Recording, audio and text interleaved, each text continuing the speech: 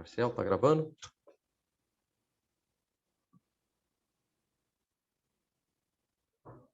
Marcel? Zé, já pode começar. Já está gravando já. Ok. Vou compartilhar minha tela.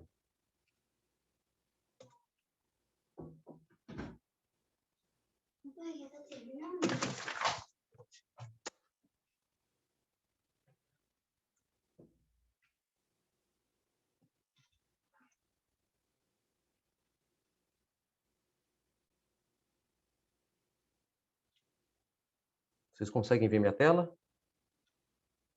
Sim, pode prosseguir, Zé. Ok. Consigo ver. Bom, pessoal, boa noite. Meu nome é José Antônio. Nosso grupo é formado por mim, o Jorge, o Marcel e o Hugo. O nosso objetivo durante essa apresentação vai ser simular uma aula para uma turma do ensino médio, segundo grau, com foco em fibra ótica e puxando, para entender o funcionamento da fibra ótica, puxando alguns conceitos importantes de ótica. Nós estamos fazendo esse seminário através da matéria de FES, para o professor Dr. Neiro Andrade, do IFE São Paulo. Nós estamos cursando o curso de licenciatura em Física, ok? No próximo slide eu vou passar para a palavra do Hugo e na sequência dos demais colegas. Hugo? Bom, então, falando um pouquinho da introdução, né, para chegar até a fibra óptica, é importante entender os fenômenos que acontecem com a luz enquanto ela se propaga, né?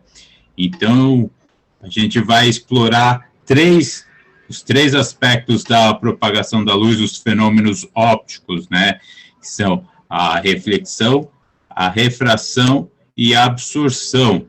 Cada um aqui eu vou dar uma introdução e ele vai ser melhor explorado no decorrer do seminário aí pelos colegas, que vão dar um aprofundamento e chegando até a aplicação do que a gente tem acontecendo dentro da fibra óptica. Tá? Então, próximo slide. Começamos, então, aqui falando sobre a reflexão.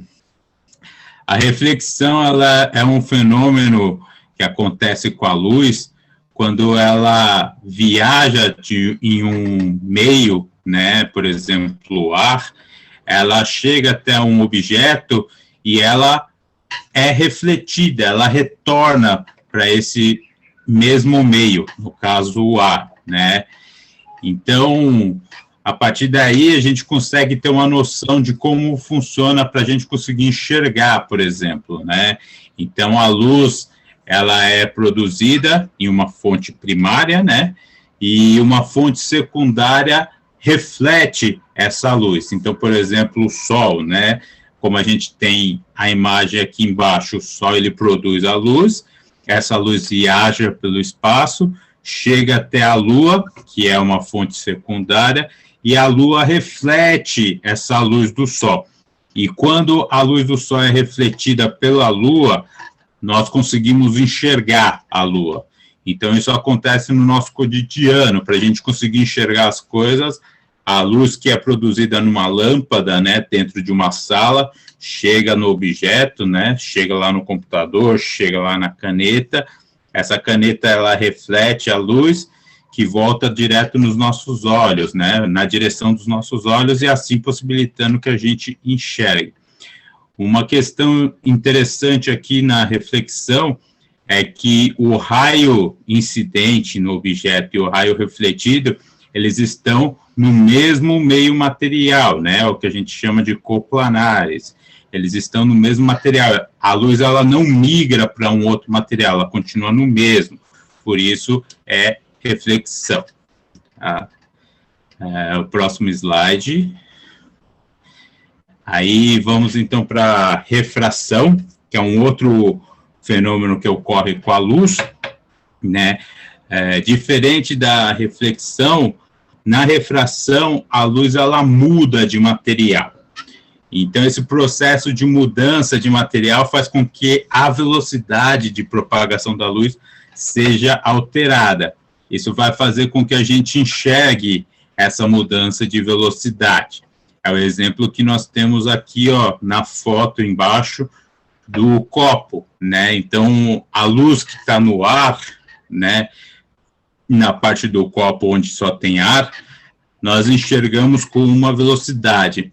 A luz que vem do lápis ali, que dá dentro da água, como ela sai da água e passa para o ar, há uma mudança de velocidade da luz, né? Então, essa diferença na velocidade da luz que está vindo de dentro do copo com água e da luz que está vindo do ar faz com que a gente enxergue essa distorção.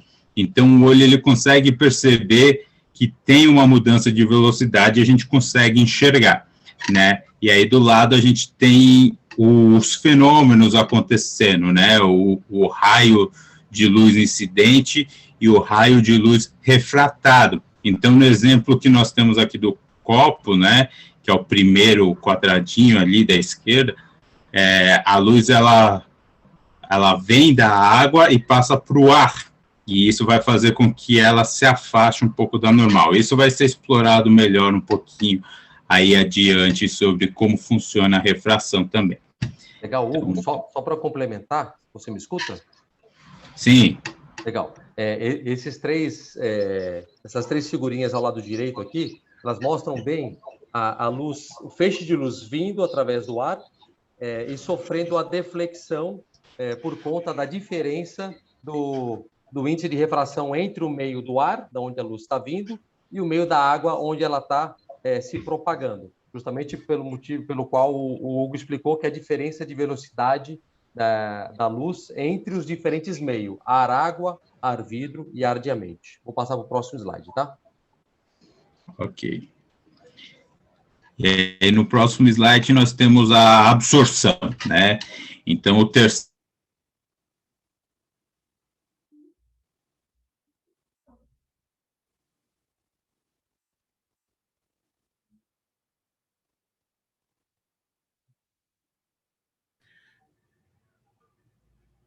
Hugo, falhou um pouco a sua voz.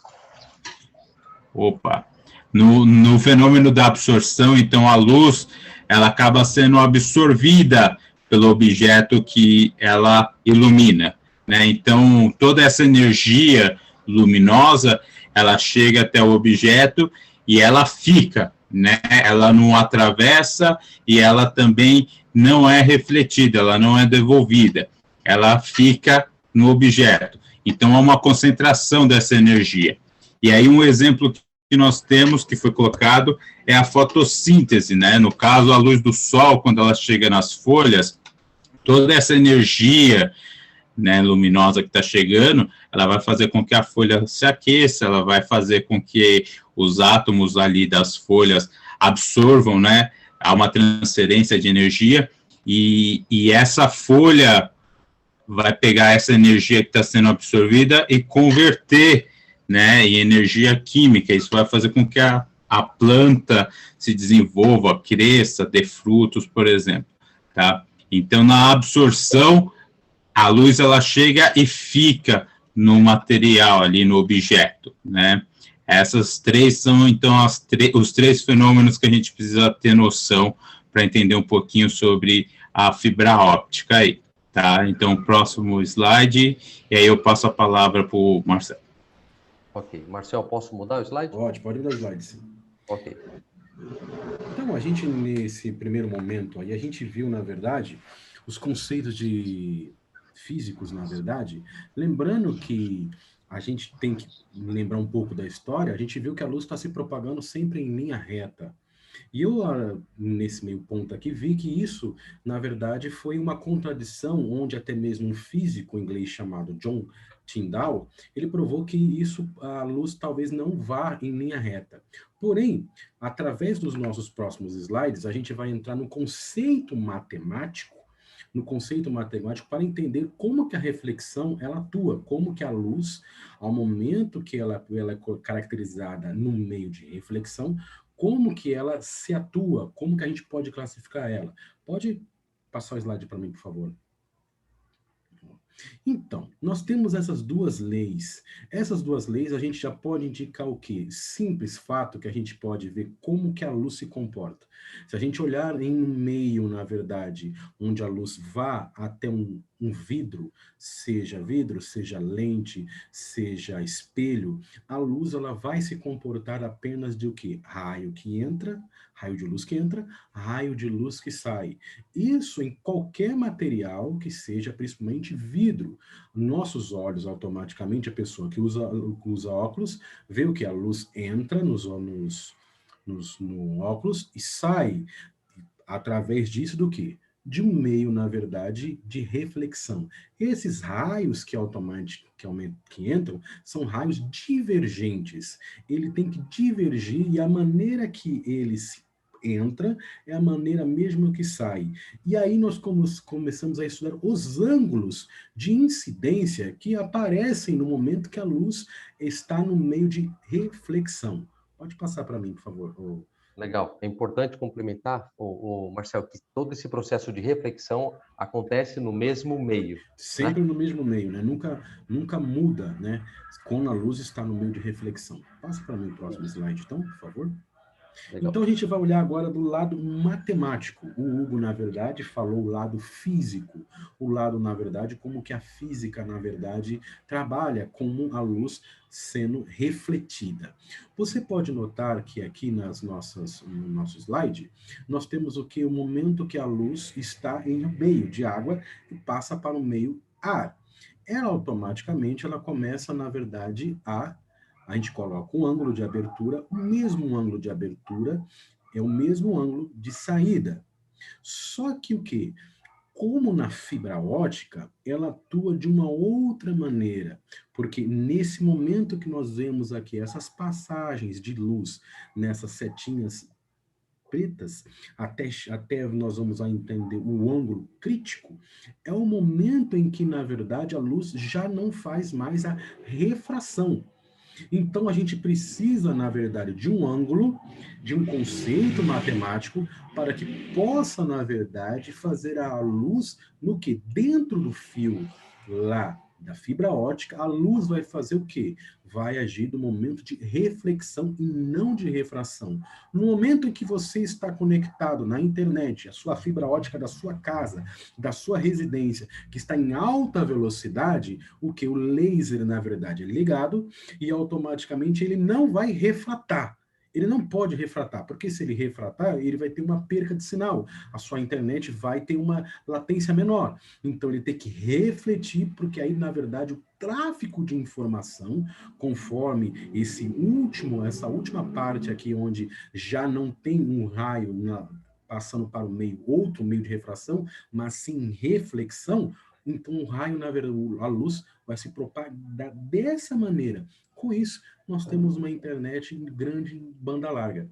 Pode prosseguir o próximo slide, Zé, por favor?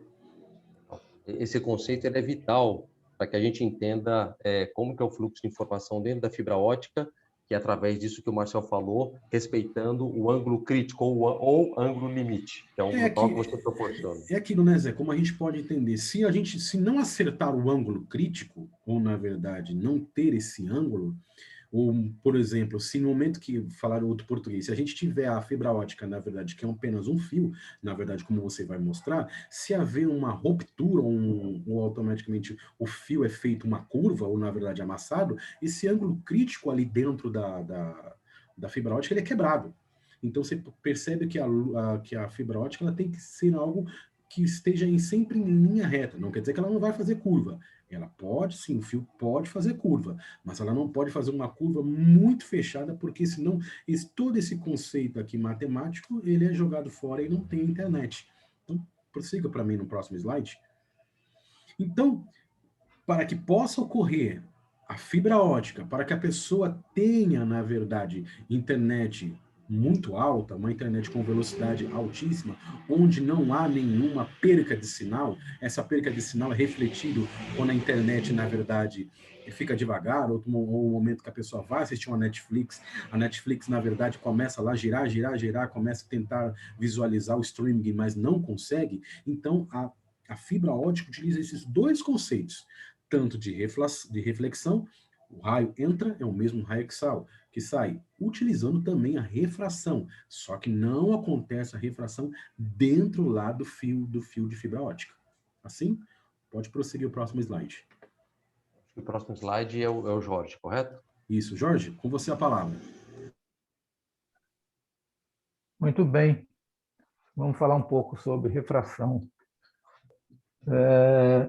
Alguns estudos, o estudo da refração, além de possibilitar o entendimento de muitos fenômenos comuns aí no nosso dia a dia, como, por exemplo, a ilusão de que a profundidade de uma piscina é menor do que aquilo que realmente é, né? Além de outros nesse sentido, também a refração é a base teórica para a fabricação de diversos instrumentos, como lunetas, né, microscópios ópticos, projetores de imagem, etc., e outros. Conforme mostra aí nessa tabela, nesse slide, podemos entender que a luz que incide seu feixe luminoso de um meio para outro meio, como exemplo que nós temos aí meio 1 e meio 2. Né? Esse raio que está incidente, que incide, é chamado raio incidente e forma com a reta normal um ângulo θ1. Tudo isso acontecendo no meio 1. O raio que refrata, ele é chamado de raio refratado e forma com a normal o ângulo θ2. Isso ocorre sempre que a luz percorrer meios diferentes, meio 1 e meio 2 nesse caso. Porque a velocidade da luz ela também é diferente em meios. No meio 1 é diferente, no meio 1 tem uma velocidade, no meio 2 é outra velocidade. Então, é só diferente desses meios que ela está atravessando. Isso que nós vemos na figura 11 é o chamado, na figura 10, é a chamada primeira lei da refração. Outro slide, por favor. Para a gente melhor estudar a refração, precisamos entender um pouco sobre os índices de refração. Como que para cada meio nós vamos ter um índice de refração.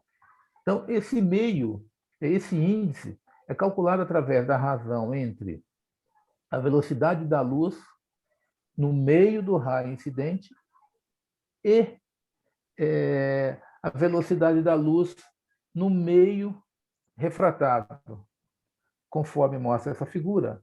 Inclusive, nesse slide também consta aí valores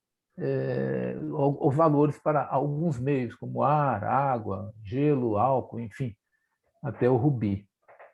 No próximo slide, nós vamos ver aí alguma coisa com relação à segunda lei, ou da refração, também chamada segunda lei do Snell. Desculpe, também chamada lei de Snell.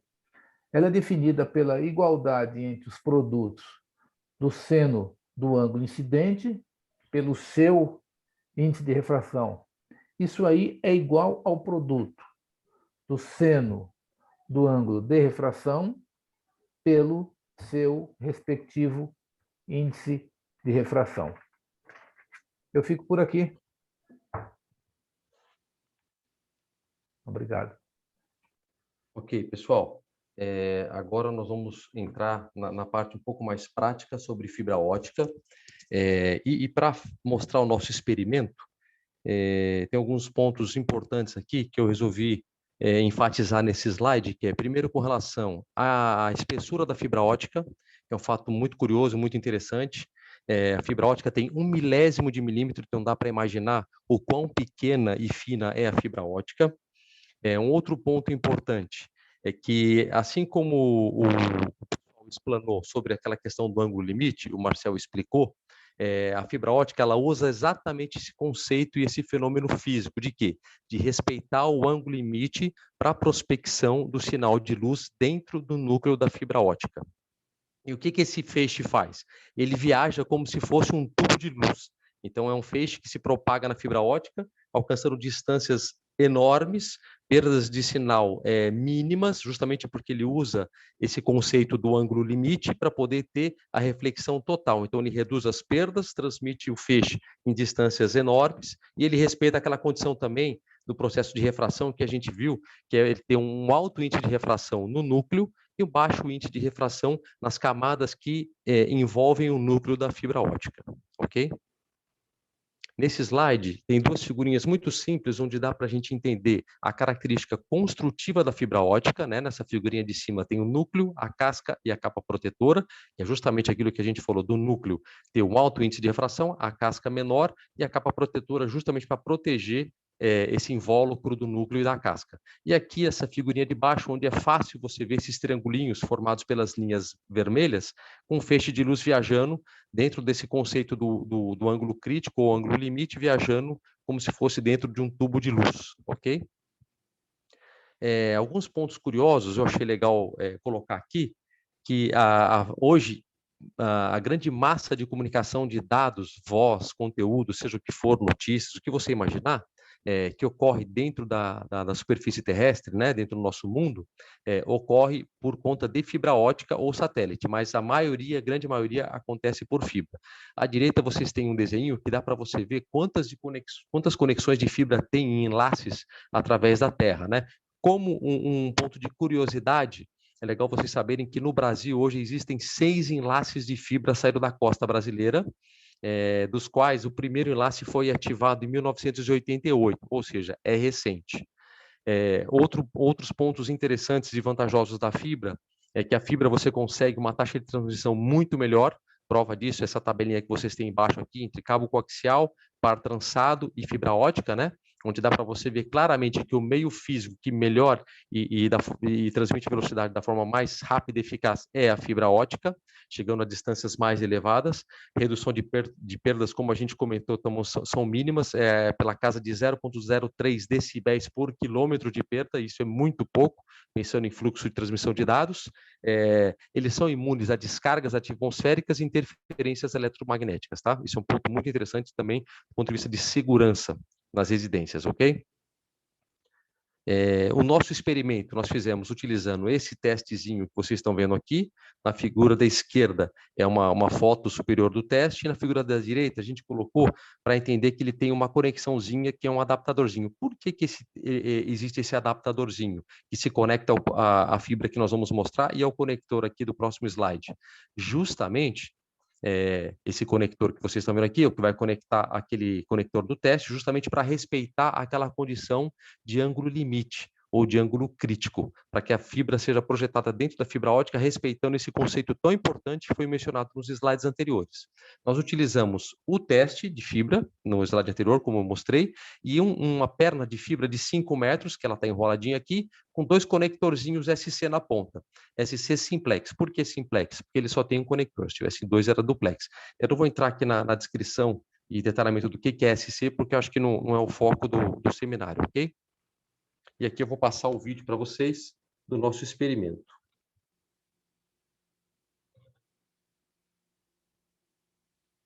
Pessoal, nós temos aqui um cordão de fibra ótica de aproximadamente 5 metros, e aqui tem uma extremidade da fibra, e a outra extremidade da fibra se encontra aqui.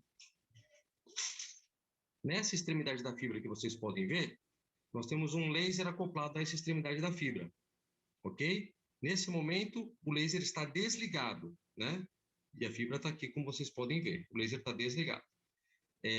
Nós vamos aplicar o laser e vamos ver o que acontece na outra extremidade da fibra.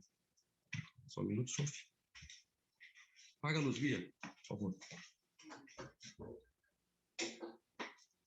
Aplica, Sofia. Ó, vocês podem ver aqui, ó. Desliga só. Liga. Vocês podem ver aqui, ó, o laser chegando na outra extremidade da fibra, ok? Eu vou acender a luz para vocês verem a diferença. Desliga, só. Liga. Ok. E novamente no escuro. Ok? Desliga.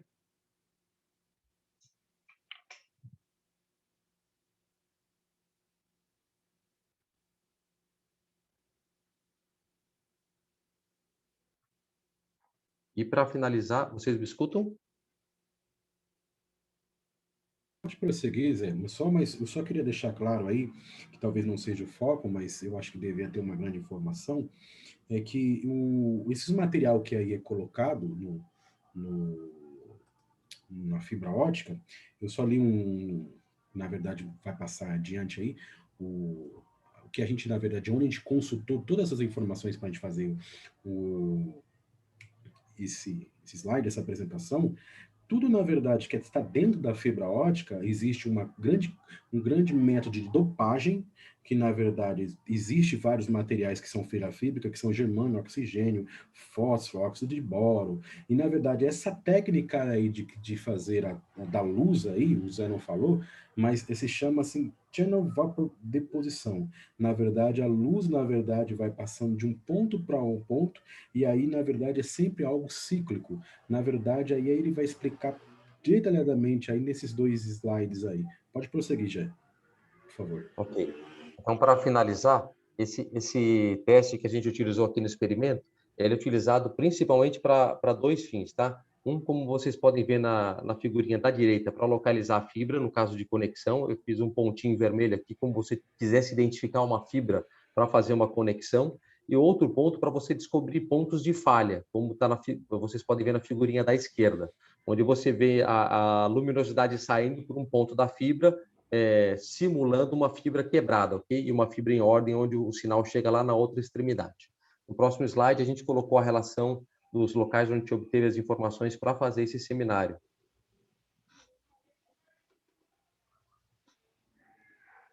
Acho que travou aqui.